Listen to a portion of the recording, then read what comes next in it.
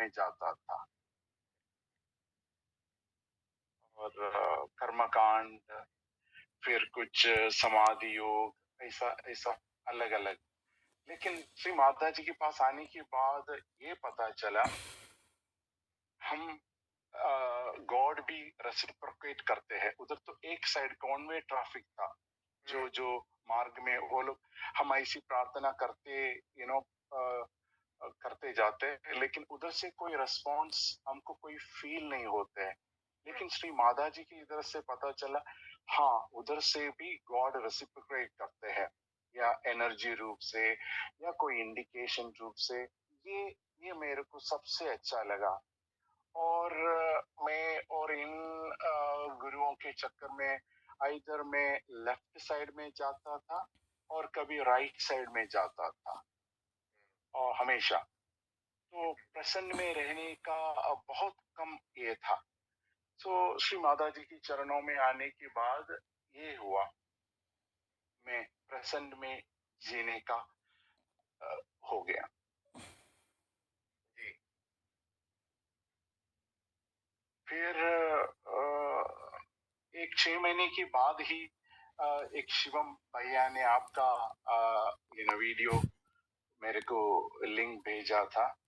फिर ये मैंने, हाँ शिवम, तो उन्होंने, वो भी नेट में मिला था, तो फिर आपका वीडियो मेरे को देखने लगा, तो मेरे को बहुत अच्छा लगा। यानी मैं नहीं सोचा था इतना गहराई है इस सहज योगा में। बस ऐसी लेफ्ट राइट और कीर्तन, यही मैंने, जो इधर का एक मथुरा में इधर सेंटर नहीं है, जो मैं वृंदावन में रहता हूँ उधर कोई सेंटर नहीं है, लेकिन मथुरा में जाता हूँ। लेकिन तो उधर भी वही जो मैं करते आ रहा था वही है,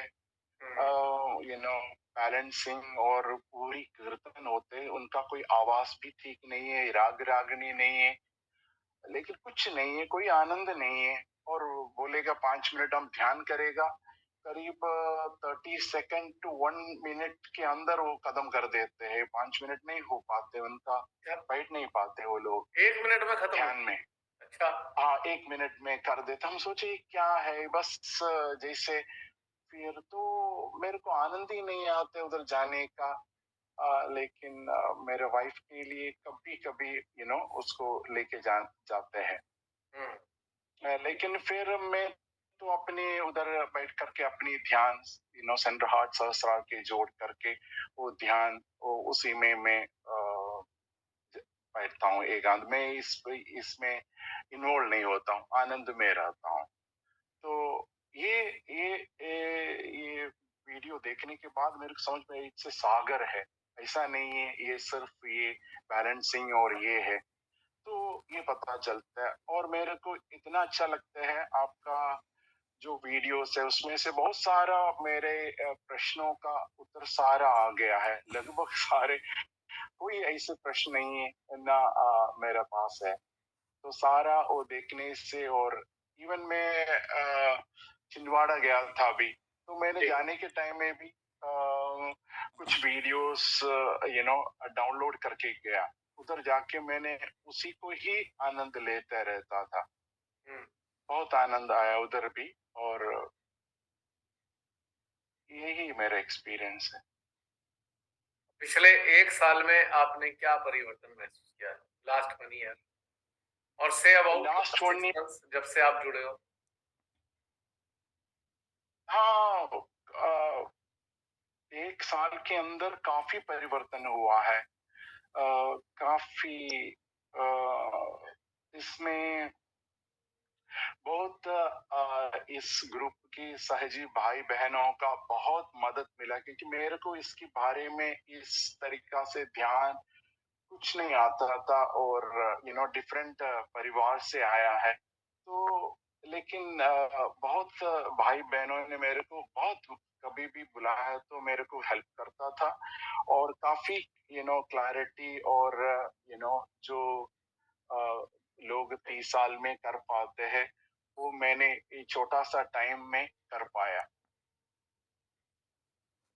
ओके, तो tell me Harilal ji, are you satisfied now? Oh, very much. I'm very much satisfied. I mean to say, uh, Shri Mata जी को बहुत बहुत धन्यवाद है। ऐसा एक समीक्षा में मेरे को जोड़ करके मेरा जीवन सफल कर दिया। यानी yes, I know that I will reach one day there. So I am sure about that actually. And I also pray to the Sri Mataji that the other people also get the same thing actually, those who are really sincere, you know. And I feel that actually they will get it because I have no idea about Sahaja Yoga or anything, and nobody to say that there is something called Sahaja Yoga exists in the world. Still, I got Sri Mataji and this group without any effort. So Mataji will, give them if they are, they want it. They want it from their heart. You I get a think feeling. also all will get Yes. suggested Yes. where they will not have any kind of inclination or fear inside their awareness. I hope. Yes. और आप थोड़ा ये बताइए कि क्या अभी भी आपके अंदर कोई उलझन रहती है जो आपका रास्ता ढूंढ रहे हो जिसका कि ये मिल जाए मेरे को? Is there any complication of understanding? नहीं, अभी तो कोई ऐसा कोई कुछ था, अभी कोई कुछ नहीं है। अभी तो क्लियर है, श्री माता जी से जुड़ा हुआ है, सेंटर हार्ट और सहस्रार को जोड़ करके आगे ध्यान में उतरना है।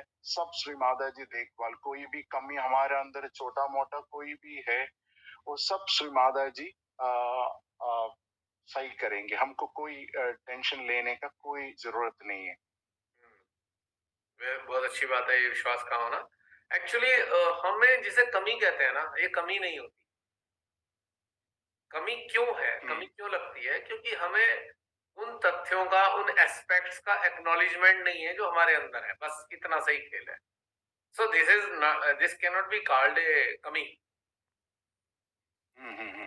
हम इसको येट टू रियलाइज की कैटेगरी में डाल देते हैं, येट टू एक्नॉलेज और yet to realise, but this is not a कमी। कमी नहीं है, it's a journey and you are going to touch that state. So that state is within you, but you have to touch. So if you are not touching today, it doesn't mean ki it is a kami, it is a mistake. This is not a mistake, this is a process going on. तो अपने को हम tag नहीं लगा सकते। हमें अपने को टैग नहीं लगाना कि ये कमी है हमारे को, ये नहीं समझ में आ रहा। ये प्रोसेस है, process is a journey. So the day will come, you will understand. Nobody can understand it instantly or abruptly. It cannot. Nobody can understand. Everybody is going through a process, and it will take its own time. Process अपना समय लेगा. Till then, we have to go through into our territories. We have to understand our internal entities. लेकिन it will come before your consciousness कि हाँ भाई हो गया, अब आएगा टाइम। ऐसा नहीं है कि नहीं आएगा, because all are on journey. सब लोग अपनी यात्रा पर चल रहे हैं। अगर हमको आज कोई चीज नहीं मिल रही तो इसका मतलब वो कमी नहीं है, समय आने पे मिलेगी ना। यस। अब जैसे अभी आज अनाउंस करवाया श्री माता जी ने 10th वर्कशॉप जून में है, पर आज जून की 1 तारीख नहीं है ना। It will take another almost 2 months. So 2 months time is there. So अगर आज 1 जून नहीं है तो ये कमी थोड़ी है। Try to understand what I am saying. Time की गैप है। यस, और टाइम का गैप अपना एक लेता है टाइम अंडरस्टैंड करने के लिए। जैसे हम स्टेयर्स चढ़ते हैं, किसी के ग्रुप में 15 स्टेयर्स हैं, तो 15 स्टेयर्स का एक टाइम है ना। फर्स्ट स्टेयर पे पैर रखने से 15th स्टेयर पे हम पैर नहीं रख रहे होते ना, उसका एक टाइम पहुंचने में। Yes, but we have to keep on climbing the stairs. ये हमें करना है, बट हमें ये नहीं सोचना कि आज वो वाली स्टेज हमारे अंदर क्यों नहीं आ रही, क्योंकि वो अपने समय पर आएगी। हमारी चेतना, हमारी our awareness is climbing the stairs one by one. That I'm feeling it actually, you know, First, every first stair is not 15th stair. Try to understand. Yes. So you have to cover it the needs time. gap of 14 stairs. You have to cover. तो अगर हम इसको impatient होके सोचते हैं अरे हमारे अंदर कमी है, तो ये हम मिस्टेक कर रहे हैं। This is a mistake actually. कमी बस ये है कि हम उसको ये मान के चल रहे हैं, दिस इज ए मिस्टेक। वो तो अपने टाइम पे आएगी, निश्चित रूप से आएगी, इसमें कोई शक नहीं है। तो हरिलाल जी, बात क्लियर हुई? बिल्कुल क्लियर हुआ भैया। और एक चीज है, एक बार मैंने एक सहज मार्ग में गया था, उसमें उन्होंने बोला था लेफ्ट हार्ट में ध्यान करो, और मैंने ध्यान किया था उस समय, 2 दिन ध्यान किया, डिस्टेंस ध्यान था। उसके बाद मेरे शरीर का वो फीलिंग चला गया, इज इट ओके? अभी कोई स्पेस फीलिंग है, टोटली नो बॉडी फीलिंग। कोई बात नहीं। एक्चुअल में ध्यान का मतलब ही यही होता है कि ग्रॉस एग्जिस्टेंस की तरफ आपका इंक्लिनेशन 0 हो जाए। बायोलॉजिकल यूनिट अपना काम कर रही है, but attention is not there. यही मतलब है ध्यान का। और ये उस दिन की बात नहीं है, यहाँ पर भी यही होना है, यहाँ पर भी यही होता है, ऐसा नहीं है। ये फीलिंग चली जानी चाहिए, चली जानी चाहिए। जिसे राजा जनक को जब वो थे अष्टावक्र, राजा जनक को बताते हैं कि राजन, जब तक देहाभास है तब तक अहंकार है। अगर देहाभास नहीं है तो it is a very good sign. समस्याएं खत्म हो जाएंगी, देहाभास के कारण ही समस्याएं हैं।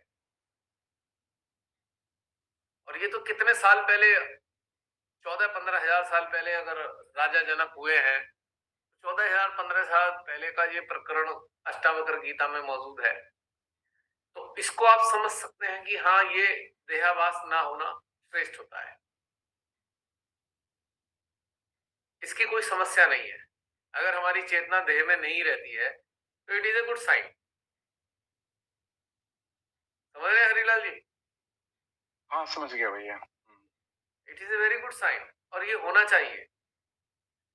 और एक चीज और देखें कि ये होने से कोई कंफ्यूजन नहीं करना है, it is a good sign. अगर आपको ध्यान दीजिए कि कई सेशन हुए हैं, मेडिटेशन के कई सेशन हुए, वहां पर हमारी केवल चेतना महसूस होती थी, हम महसूस ही नहीं होते थे हम हैं भी या नहीं भी। याद कीजिए कितने सारे सेशन हुए हैं जहां देहाभास से मुक्त हो जाते थे हम। तो ये खराब स्थिति नहीं है। अब ये लेफ्ट हार्ट में ध्यान करने से या राइट हार्ट में या मध्य में नहीं है, इससे नहीं हुआ है ये। इससे ये हुआ है कि आपकी चेतना ने उस सत्य को स्पर्श किया। यहाँ लेफ्ट हार्ट, राइट हार्ट और सेंट्रल हार्ट का मैटर ही नहीं है। You realise that truth which is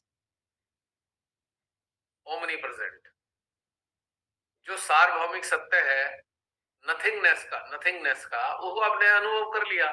इसलिए आपको ये परेशान करता है कि अरे मेरे देहाभास क्यों नहीं होता। वो खाली लेफ्ट हार्ट में राइट हार्ट के कारण नहीं है, वो इसलिए है कि ग्रेजुअली आपकी चेतना राइज कर रही है और उस चेतना ने उस चीज को स्पर्श किया है। अब मैं अपने अनुभव बताता नहीं हूँ, मुझे तो कब से नहीं है देहाभास, मैं क्या बताऊं। देह में रहता हूं पर देहाभास नहीं है। देह की सारी अनुभूतियां होती हैं देह की कि भाई ये हो रहा है, दर्द हो गया, ये हो गया, इसे खाना खिलाना है, इसको ठीक ठाक रखना है देह को, पर चेतना नहीं एग्जिस्ट करती इस देह के अंदर। फैक्ट है। फील होता है। और कब से जमाना हो गया, ये कोई खराब चीज नहीं है, इसलिए चिंता करने की बात नहीं है। और सभी को, जितने भी लोग यात्री हैं, सभी को इससे गुजरना ही है, और कुछ तो गुजर भी रहे हैं, कुछ गुजर चुके हैं,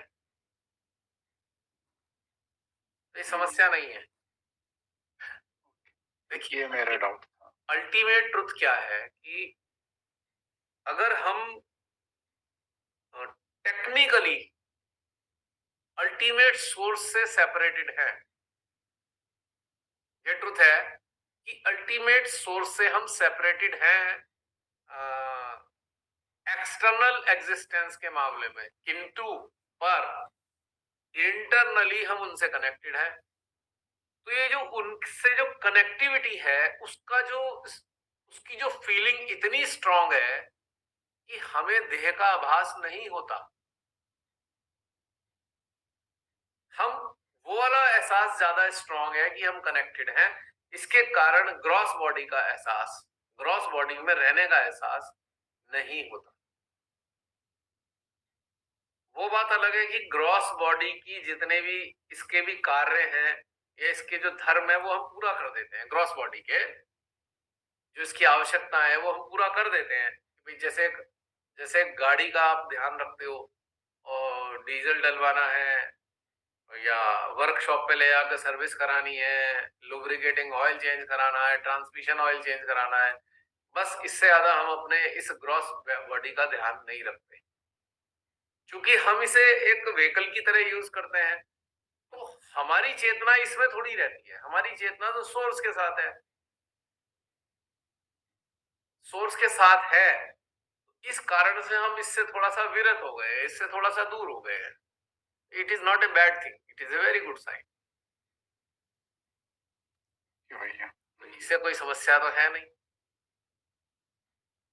अब मैं इसका एक एग्जाम्पल और देना चाहता हूँ, सिंपल एग्जाम्पल है।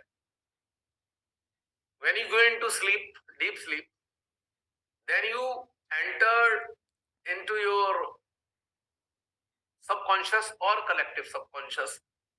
उस कंडीशन में भी तो देह का आभास नहीं होता। जब आप ड्रीम में होते हो, जब आप ड्रीम में होते हो, तो आपकी चेतना उस ड्रीम के वातावरण में मौजूद है, पर तब भी तो आपको देह का आभास नहीं हो रहा है। तब बॉडी का एहसास कहाँ रहता है बताओ? सपने में।